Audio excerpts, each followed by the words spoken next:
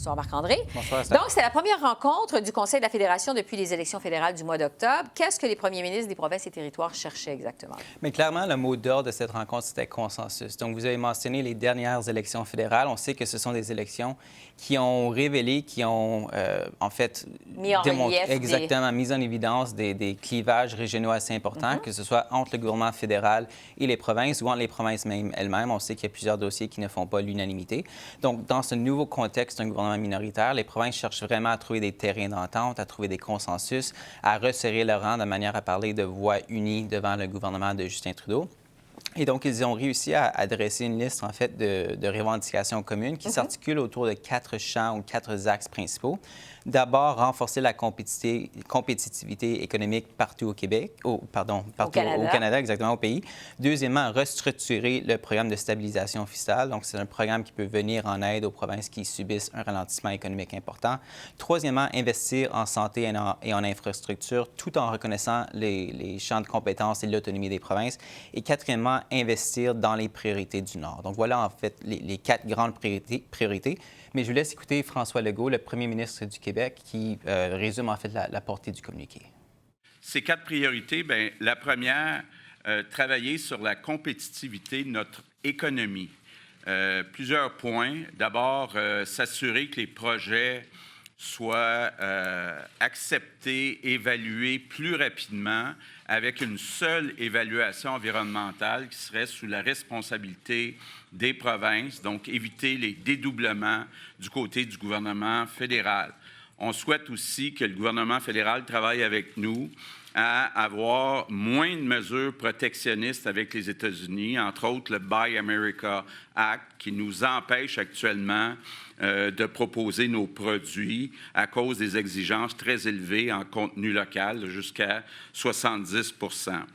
Deuxième priorité, comme le disait Scott, tous les premiers ministres ont accepté que l'Alberta, la Saskatchewan et Terre-Neuve-Labrador vivaient une situation spéciale, difficile, avec la baisse très rapide des revenus reliés aux ressources.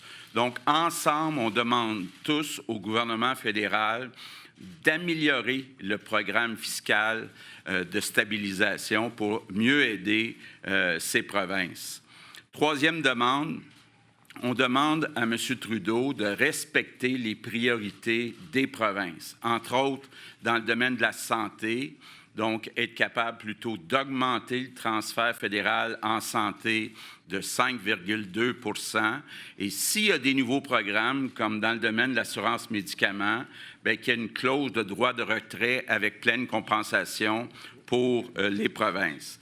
Du côté des infrastructures, on demande au gouvernement fédéral, encore là, de respecter les priorités de chaque province et de s'assurer aussi de réduire les délais d'autorisation de ces projets importants. Dernière priorité, les priorités nordiques. On s'est tous mis d'accord pour dire que dans les 3 territoires, il y a des efforts spéciaux à faire sur les infrastructures pour améliorer la qualité de vie des citoyens dans les régions nordiques.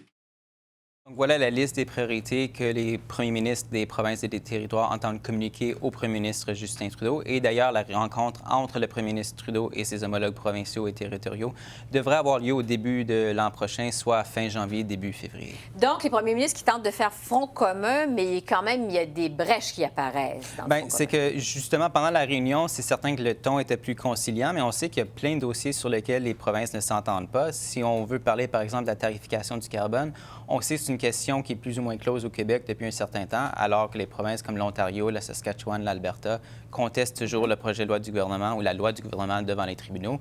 La construction des pipelines, même chose. L'Alberta, évidemment, veut qu'on aille de l'avant, alors que le Québec, c'est pas du tout là où en sont les Québécois. La demande de la province de l'Alberta de M. Kenney de revoir la formule de péréquation, même chose. Il y a plein de provinces qui reçoivent justement des paiements de la péréquation qui ne sont pas d'accord avec cette proposition-là. Et lui, M. Kenney n'entend pas lâcher le morceau. Finalement, la loi 21 sur la laïcité de l'État, on sait, elle est vivement critiquée à l'extérieur du Québec. Donc, pour l'instant, les provinces ont réussi à tisser un certain accord entre elles, mais il reste à voir combien longtemps ça va durer. Oui, on a voulu poser des questions les journalistes lors de la conférence de presse par la suite, mais vraiment, on a écarté le sujet de l'ordre Tout à fait. du jour. Merci beaucoup, Marc-André. Je vous en prie.